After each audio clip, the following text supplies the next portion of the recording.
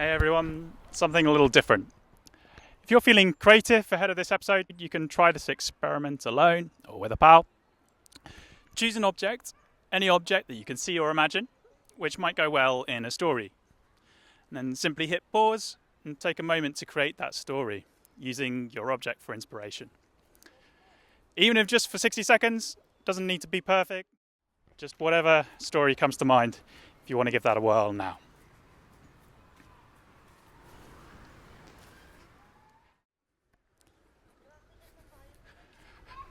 Okay, now answer this question. What is a story? You could think of a film or a novel you've enjoyed, or better still, if you attempted one, the story that you just crafted. What makes it a story?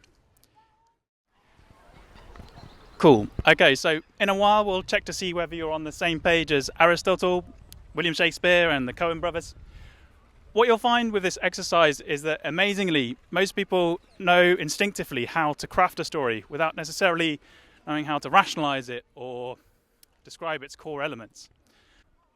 Like, say, a butterfly emerges out of its chrysalis without a structural survey or a tape measure for its beautiful wings. Of course, cultural conditioning has to be considered too in our inherent knowledge of story. But beyond illuminating the phenomenon of narrative framing, what I've personally been obsessed by for years now is this. How did that framework for stories come about in the first place? Where did it come from? Or even, what makes stories mean stuff to us? Alright, let's go. This way.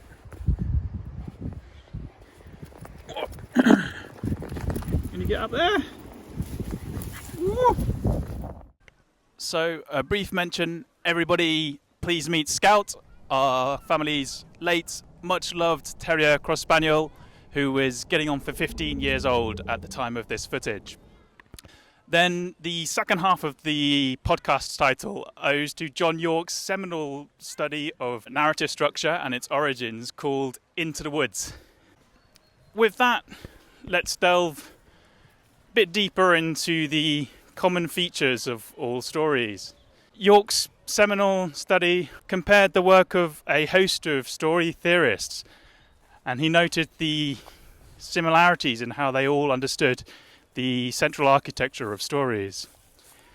Collectively, they describe a phenomenon that includes heroism and antagonism, a call to arms, challenge, or inciting moment, the hero's journey into the woods, as it were, and their struggle to understand what's wrong, a midpoint reveal, epiphany, or a key to resolving the problem, and then the continuing quest to evolve and defeat whatever had become corrupted in the story's climax. So, in the end, the heroes resolve their challenges and restore balance to their world.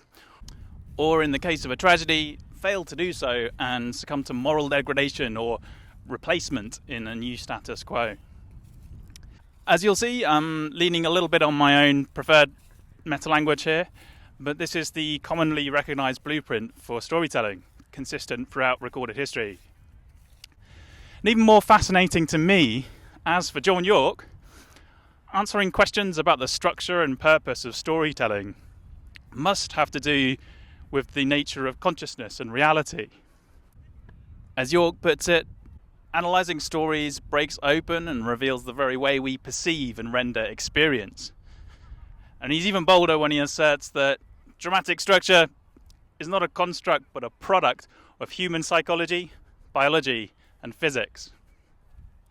This said, in the case of Yorke's really impressive contribution, as in fact with all of the available institutional and published research into the origins and purpose of storytelling, I have a bone of contention, which is this. So far, all of this analysis has effectively been filtered without caveats through a Western secular lens. And this lens almost exclusively adopts a metaphysics called materialism or physical monism. If you're not familiar with those terms, don't worry, I'm not going to be expanding on that argument here. But for those who are interested, I may tag on some further context about this research gap at the end of this preview. Anyway, shortly I'll be publishing episode 5 proper, in which I'll be retracing some curious moments from my own recent life and the origin story of this podcast. As I say, within this, I'll cover some more about those ideas which I couldn't find represented elsewhere in the academic literature regarding the mystery of narrative structure and what drives it. But if that's not already enough for one episode, this project has led me to explore and discover more about the nature of consciousness and reality than I ever could have imagined when I first set out. Not least through so-called fringe phenomena or anomalous experiences. So pieces of that incredible puzzle will also fall under the spotlight.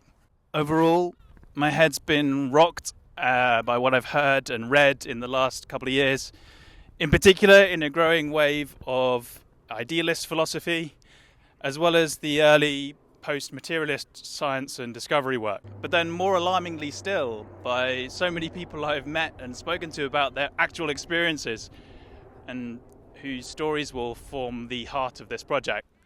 And finally, even to a significant extent, by my own peculiar experiences of late.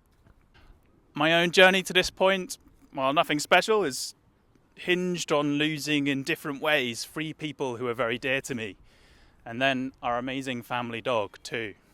Through my own hopes, quirks, fears, I responded for better or worse to these blows, and at length I had to make some changes to certain patterns and pathways that I'd been struggling with.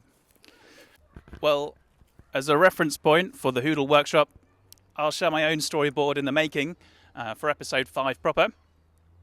This shows in one colour the practical, emotional and psychological life journey I've been on, and in another colour the knowledge pathway that I undertook alongside this personal narrative to make this podcast a reality.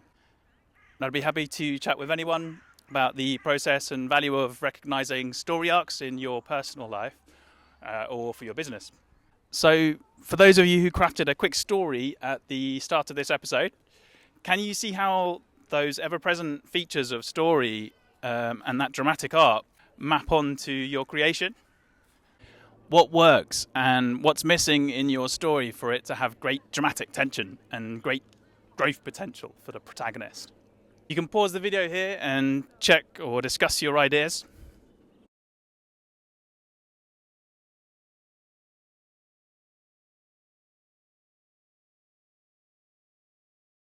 Okay, finally, using these tools, you can also, if you want, try plotting out where you are in a story meaningful to you, whether that's your own personal directions or what you're trying to achieve in your working life.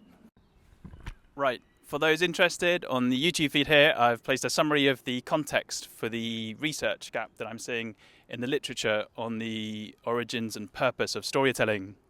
Please get in touch if you'd just like to discuss these ideas. My details are on the website at scoutonwoods.com.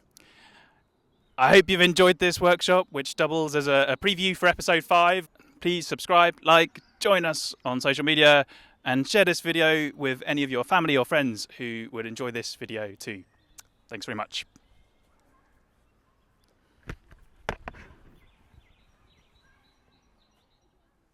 Oopsie. Whoops.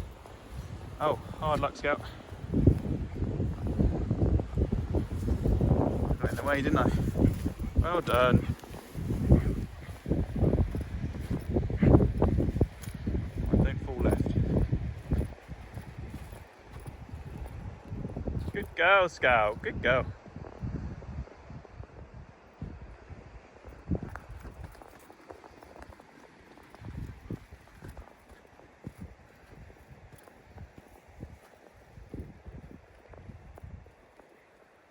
Home to mama.